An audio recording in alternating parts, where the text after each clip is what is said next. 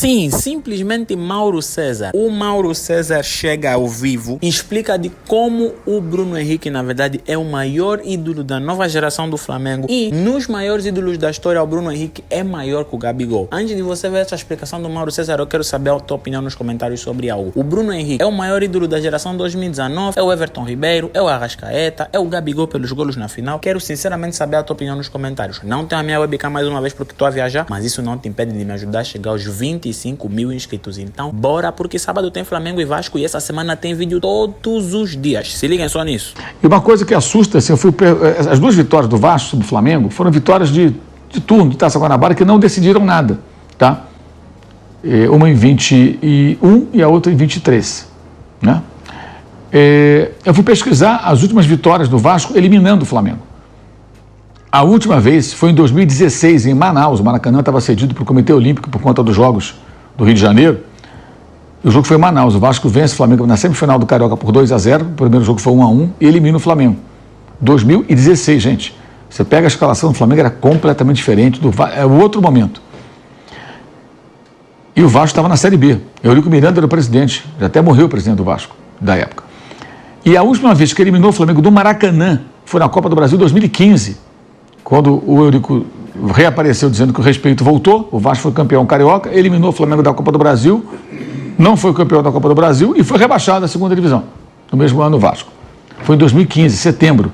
Vai fazer 10 anos que o Vasco não elimina o Flamengo no mata-mata, no confronto direto do Maracanã. Está mostrando uma longevidade muito importante, né? Especialmente com a adaptação aos poucos à função de centroavante, que exige menos fisicamente, menos corrida, menos desgaste com piques e mais piques que ele faz quando joga naquela sua função original, digamos assim. E tem sido muito decisivo. Ele foi importante na Copa do Brasil, ele foi importante na Supercopa, né? Quando fez os gols, 2 gols do Flamengo, de pênalti que ele sofreu, o outro ele chutando de forma espetacular também, como o chute de ontem. Está no segundo ano de contrato desses 3 anos que ele renovou na virada de 2023 para 2024. O contrato dele vai até o final do ano que vem, né? Quando ele estará completando, no final do ano, dia 30 de dezembro, 36 anos, ele agora tem 34, faz 35 no penúltimo dia de 2025. E é um jogador que começou a carreira com 23 anos, quando ele assinou o primeiro contrato profissional. Curioso isso, né? 23 anos. Se ele tivesse tido base, como o caso do Hendrick, que tem 17, já está vendido.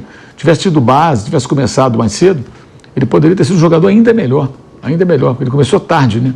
Mas parece que vai terminar tarde a carreira, sendo ainda um jogador importante, decisivo. E eu acho, sinceramente, que de todos os jogadores, sem exceção, tá? Que passaram pelo Flamengo nesse período de glórias, embora não seja muito midiático e tal, e nem seja talvez o mais craque, eu acho que ele é o que mais merece ser tratado como ídolo e merece, no futuro, ser muito lembrado na galeria dos maiores jogadores da história do Flamengo. O Bruno Henrique é um jogador gigantesco na história desse clube. Para mim, de todos esses que jogaram... Maior que o Gabigol, Mauro. Maior do que todos. Para mim, ele é maior do que todos. Porque é um conjunto, Thiago. Não é só porque fez um gol decisivo. É porque joga, porque decide, porque honra a camisa, não cria problema com o clube. Quando parece que ele está no final da carreira, ele mostra que não. Gosta de jogo grande. É generoso, não é só ele fazendo o gol, ele criando... Porra, o que ele faz na final de 2019? A jogada do gol, do empate. Foi dele, o Flamengo não estava fazendo nada. A jogada foi toda dele. Não fazendo nada não, o segundo tempo do Flamengo foi bom. Já era para ter empatado. Esse jogo você precisa rever. O primeiro tempo é do River, o segundo tempo é todo do Flamengo. O Armani faz defesa, o Flamengo perde chance. Mas no final do jogo, 43 minutos, o cara consegue fazer aquela jogada.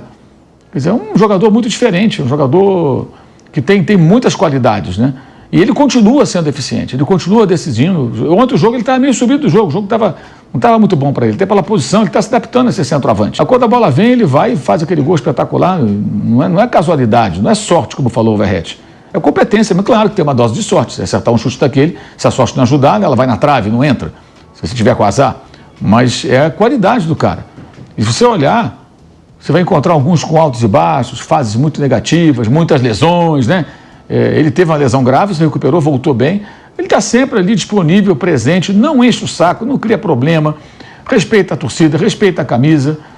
Ele pode ter tido um problema ou outro aí fora aí de campo na vida dele, aí, nas outras coisas. Agora, como já teve aí a questão de aposta, que está uma situação ainda definida, teve uma questão de carteira de motorista lá atrás.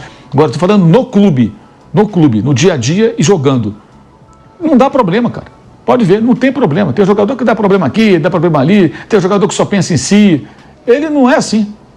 Então, assim, como ele não é midiático, não é atuante em rede social, o seu momento mais midiático foi com uma certa simplicidade que ele tem, tá? Ele soltou a famosa frase outro patamar, né? Depois de um jogo, justamente um jogo Flamengo e Vasco, foi a frase mais marcante dele. Então, acho que ele talvez não tenha esse carisma midiático desse tempo de redes sociais, mas, cara, o que esse cara faz pelo clube é um negócio absurdo, cara. Você para pensar, para ver e continua. Todo mundo foi embora. Ficaram ele, Gerson, que saiu e voltou, né? Ele está o tempo todo, e o Arrascaeta. Você vê, o Arrascaeta ontem não jogou nada. O Arrascaeta é um jogador genial, super importante também na história do clube, mas ele tem altos e baixos. Ontem ele teve uma jogada no primeiro tempo que ele se atrapalhou com a bola, foi até constrangedor para um jogador desse nível, né? Claro que é um erro, ele pode se recuperar, deve se recuperar, mas acho que é impressionante como o Bruno Henrique sempre, sabe, decisivo e muito mais trabalhando em silêncio, né? E quando o Pedro voltar, aí vai ser até uma questão para o Felipe resolver. Se ele vai contar com ele como centroavante, se vai trabalhar com os dois juntos e mais um outro jogador no ataque, como vai ser? Ele pode jogar ainda pelo lado do campo, pode jogar como centroavante se ele realmente se adaptar. Eu acho que ele ainda está num processo de adaptação e bem importante que ele se adapte bem, porque passa a dar mais opções para o treinador, né? Inclusive porque o Pedro só deve voltar, provavelmente ele vai voltar em maio. Essa volta em abril é uma estimativa muito otimista e acho até perigosa, né? Criar expectativa em relação a isso. É melhor voltar com calma no tempo certo. O próprio Bruno teve essa lesão, né? A dele foi até mais grave do que a do Pedro, e ele voltou 9, 10 meses. E na época ele me falava, vai voltar antes e tudo. Não, voltou bem, mas demora um tempinho. Tem até aquele período, né, que o Bruno viveu também, que deve acontecer com o Pedro, que é o cara volta, tem uma dorzinha muscular, porque fisicamente, né, um jogador, ele fica um bom tempo sem ter as suas atividades atléticas normais, né? Então tem uma transição ali até adquirir a forma, mas acho que o torcedor deveria olhar um pouco mais de atenção para isso e ele merece idolatria, sabe? Mais do que, acho que pode ter igual, talvez, na opinião de outro, mais do que ele, acho difícil, nessa geração aí. E no final, cara, quando você olhar a história do Flamengo, tá, daqui a alguns anos, se o Museu do Flamengo deixar de ser o Museu do Flamengo é o Museu 2019, né? Museu do Landim, né? Quem já foi lá pode constatar isso. Jogadores históricos quase desaparecem ali, aparecem muito pouco e muito enaltece conquistas recentes. Se um dia fizerem o Museu do Flamengo como deveria ser, na minha opinião, você vai ver o Leônidas da Silva, o Domingos da Guia, vai ver o Zizinho, vai ver o Dr. Rubens, vai ver o Dida, vai ver o Zico, vai ver o Andrade, vai ver o Adílio, vai ver o Petkovic, vai ver o Nunes, vai ver, sei lá, Adriano, sabe, o Gaúcho, e você vai ver o Bruno Henrique no meio. Contra o Bahia, ele fez o gol da vitória em um jogo e fez a jogada do gol da Arrascaeta no outro jogo, na fase anterior, ainda com o Tite. Olha como ele continua sendo decisivo. E nesse clássico, de novo, ele resolveu. Então, o Bruno Henrique segue sendo um jogador extremamente importante nesse time do Flamengo. E na minha opinião, aquele que mais merece ser chamado de ídolo. Não sei se você concorda, mas enfim. Contando com todo mundo que passou pelo Flamengo, chegou um pouco antes de 19 e depois. Essa geração, né, que desde então vem conquistando títulos pelo clube. Acho que ele realmente faz para merecer mais do que qualquer outro.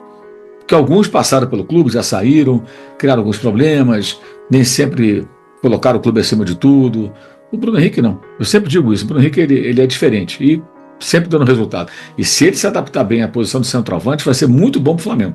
Porque vai ter o Pedro de volta, espera-se, claro, que o Juninho, com outra característica, também se firme, e ele dá essa opção. Tá. Cabeceia bem, finaliza, chuta com qualquer perna, direita, esquerda, onde vem, e fez um golaço, realmente um golaço. Bruno Henrique é o cara. E hashtag treinamentos é o patrocinador desse vídeo, né? E lógico, eu quero lembrar para você que trabalho para virar análise de dados até linguagem, né? No link, o jogo no sábado, dia 8, jogo 15 para 6 da tarde, a live começando 8 e pouquinho da noite aqui no canal. Eu espero vocês, evidentemente, após essa partida aqui.